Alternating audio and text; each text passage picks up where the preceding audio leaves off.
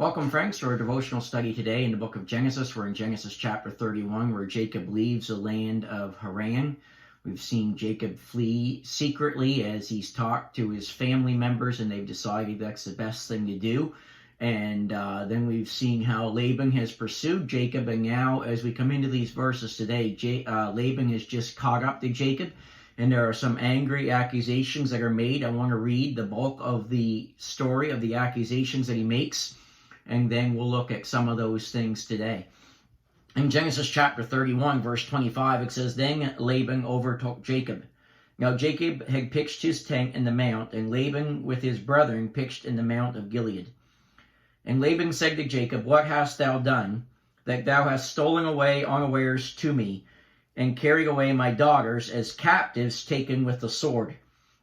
Wherefore didst thou flee away secretly, and steal away from me, and didst not tell me, that I might have sent thee away with mirth, and with songs, and with tabret, and with harp? And hast not suffered me to kiss my sons and my daughters. Thou hast now done foolishly in so doing. It is in the power of my hand to do you hurt. But the God of your father spake unto me yesternight, saying, Take thou heed, that thou speak not to Jacob either good or bad. And now, though thou wouldest needs be gone, because thou sore longest after thy father's house, yet wherefore hast thou stolen my gods? And Jacob answered and said to Laban, Behold, I was afraid, for I said, Peradventure thou wouldst take by force thy daughters from me. With whomsoever thou findest thy gods, let him not live.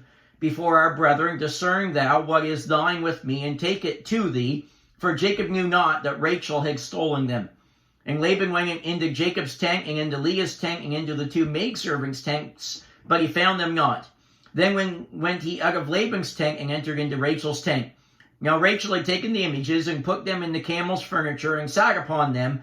And Laban searched all the tent, but found them not. And she said to her father, Let it not displease my lord, that I cannot rise up before thee, for the custom of women is upon me. And he searched, but found not the images."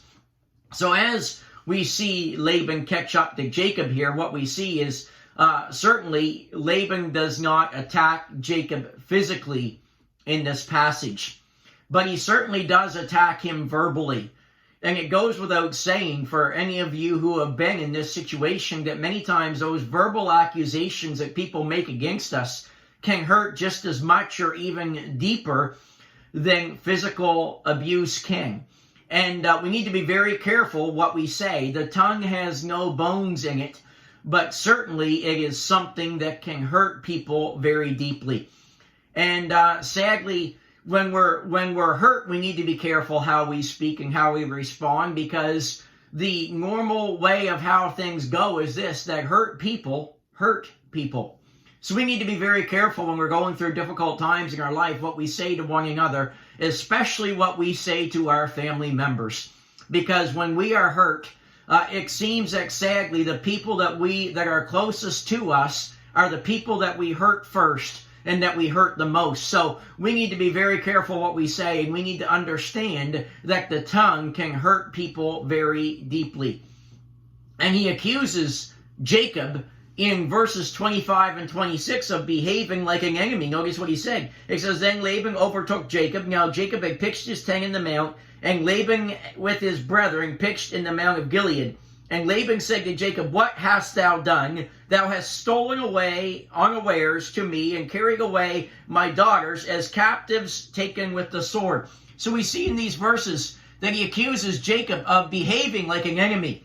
Laban's presence at this moment shows the wisdom of Jacob in leaving secretly and not telling Laban what is going on. The way that Laban is acting is proof positive that Jacob did what he felt was the right thing to do, and certainly now Laban is proving this. Notice it's interesting, he says in verse 26, he said, You've carried away my daughters as captives taken with the sword. Really, Laban? Really? The complaint that he's making here, friends, is a farce.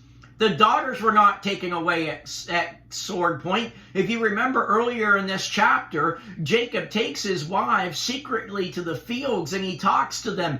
And they agree that this is the right thing to do. They were not captives. They were co-conspirators in this plan to leave Laban and how they were going to leave Laban. They came voluntarily, and it seems that they came enthusiastically. And the only one who would do any capturing with the sword was this no good Laban, had not God spoken to him and reprimanded him for that which he desired to do.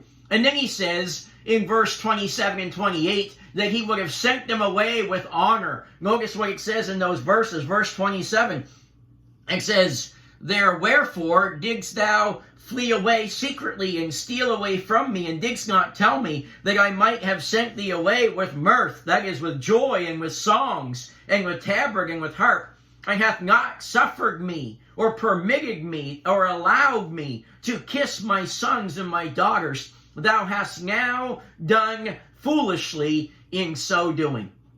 What a laughable complaint Laban makes here. Is there any chance whatsoever, if Jacob and his daughters had come to him and said, "This is what we are doing," what are the chances that Laban would have put on a farewell party for them? What a joke this is. Everybody can see through this and see that what he's saying is just lip service and saying what he thinks he should say, and certainly it's not the attitude of his heart. And kissing his daughters was a joke also, for Laban had grown disdain and disrespect towards his daughters and how he treated them. Remember what he did to them? How Rachel, rather than giving Rachel in marriage when Rachel should have been given, he gave Leah. Remember how he treated his daughters, and they knew, because remember what they had said earlier about their father and the treatment of their father.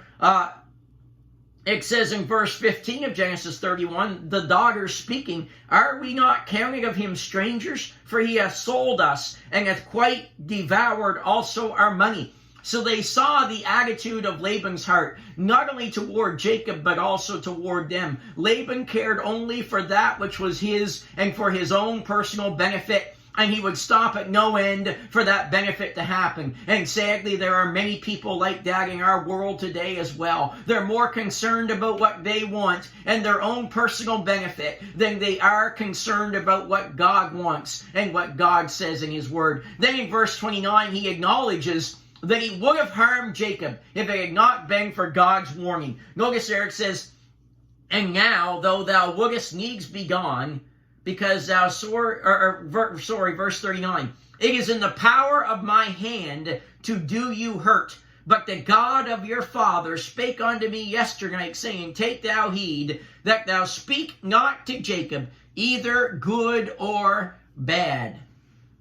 So he acknowledges by the way he says that in this verse, that it was his desire to do Jacob harm, but that God did not allow him. Jacob here in this verse gives away what his intentions were.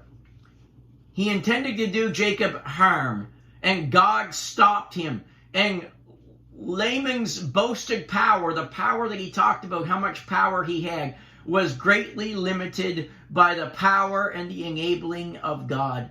Friends, what a comfort that is to the people of God, to know that the people who would desire to hurt us, the people who would desire to do us harm, can only go as far as God allows them to go. They may think that they have great power, and they may try to exercise that power, but friends, I'm here to tell you today, they are not more powerful than God, and God is able to stop them and hinder them from doing that which they would desire to do. Friends, what a blessing it is that God has promised us as we serve him, as we do his will. God has promised us his provision. God has promised us his protection.